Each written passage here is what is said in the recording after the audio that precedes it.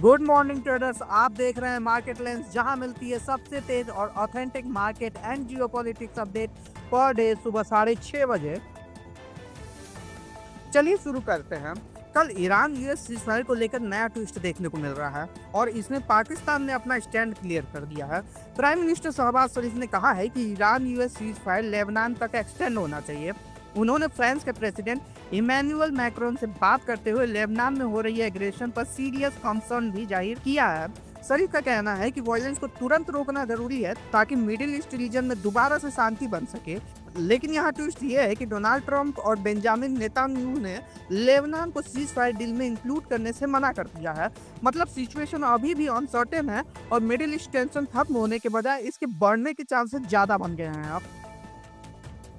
वहीं कल देर रात खबर निकल कर आती है कि इजराइल के प्राइम मिनिस्टर बेंजामिन नेतान्याहू ने कहा है कि इजराइल अब लेबनान के साथ डायरेक्ट नेगोशिएशन शुरू करने जा रहा है। जी हाँ, आपने सही सुना, डायरेक्ट बातचीत। नेतन्याहू के अकॉर्डिंग लेबनान की तरफ से बार बार रिक्वेस्ट आ रही थी कि नेगोशिएशंस के लिए, और अब इजराइल ने इस पर एक्शन ले लिया है। उन्होंने ये भी कहा है कि ये बातचीत दो मुद्दों पर फोकस करेगी, हिजबुल्लाह को डिसआर्म करना और दोनों देशों के बीच पीसफुल रिलेशन स्टेब्लिश करना।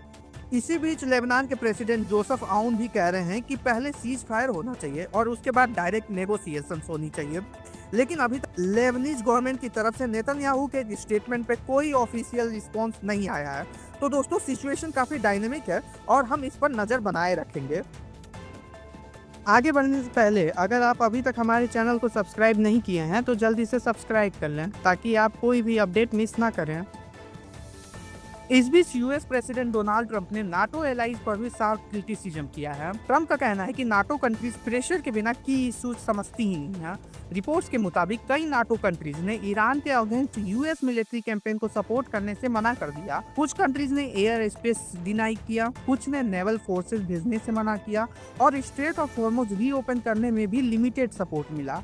ट्रंप ने ये तक कह दिया है कि NATO was not there when we needed them, जो यूएस यूरोप रिलेशन में टेंशन को इंडिकेट करता है। अब ये एंगल इसलिए इम्पोर्टेंट हो जाता है क्योंकि अगर मिडिल ईस्ट वॉर अब एस्केलेट होता है तो दोबारा से ऑयल प्राइसेस स्पाइक हो सकते हैं, ग्लोबल मार्केट वोलेटाइल हो सकते हैं और इंडियन मार्केट पर भी इनडायरेक्ट इम्पैक्ट आ सकता है। इसलिए ट्रेडर्स और इन्वेस्टर्स दोनों को जियोपॉलिटिकल न्यूज क्लोजली ट्रैक करना होगा। आपका क्या व्यू है? मार्केट पर इसका पॉजिटिव इम्पैक्ट होगा या नेगेटिव? कमेंट में बताओ।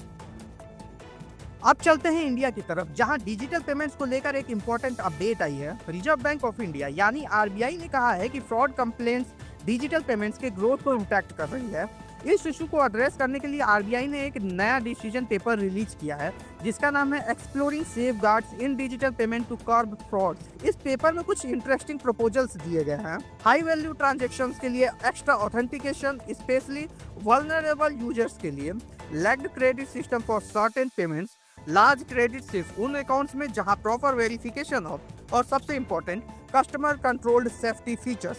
आरबीआई ने पब्लिक फीडबैक भी इनवाइट किया है। 8 मई तक आप अपने सजेशंस भी दे सकते हैं।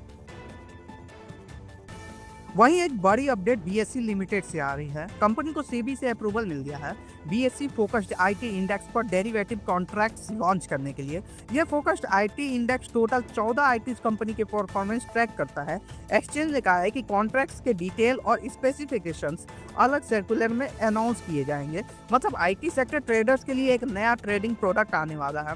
इसके साथ ही बीएससी लिमिटेड ने Q3 FY26 में जबरदस्त नंबर्स रिपोर्ट किए हैं। नेट प्रॉफिट 602 करोड़ यानी 174% year on year jump. Net profit margin 26% से बढ़कर 45%। रिवेन्यू 1244 करोड़ जो 62% ईयर ऑन ईयर ग्रोथ है।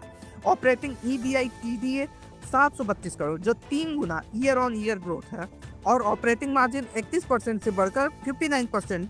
ये स्ट्रॉन्ग परफॉर्मेंस ट्रेडिंग एक्टिविटी और ऑपरेटिंग लेवरेज को रिफ्लेक्ट करता है।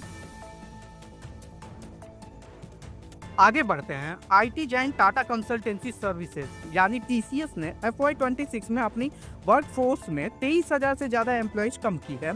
इसके बाद कंपनी का टोटल हेड काउंट 5,84,519 रह गया है।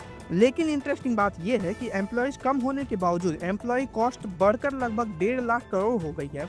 ये पिछले साल से 10,000 करोड़ ज्यादा है। इसका रीजन क्या है?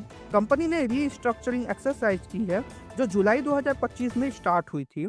इस प्रोसेस में टीसीएस ने 1388 करोड़ रीस्ट्रक्चरिंग एक्सपेंसेस इंकॉर किए हैं। इसमें से 1268 करोड़ FY26 में ही यूज हो चुका है। मतलब एम्प्लॉय एग्जिट्स और रीस्ट्रक्चरिंग का मेजर कॉस्ट कंपनी एब्जॉर्ब कर चुकी है। ये इंडिकेट करता है कि वर्कफोर्स रिलाइनमेंट ऑलमोस्ट कंप्लीट हो चुका है। अब फाइनेंशियल परफॉर्मेंस पर नजर डालें तो नंबर्स काफी स्ट्रांग हैं। रिवेन्यू सीक्वेंशियल बेसिस पर 5.4% बढ़कर 70,698 करोड़ हो गया है। नेट प्रॉफिट 28.7% जम करके 13,718 करोड़।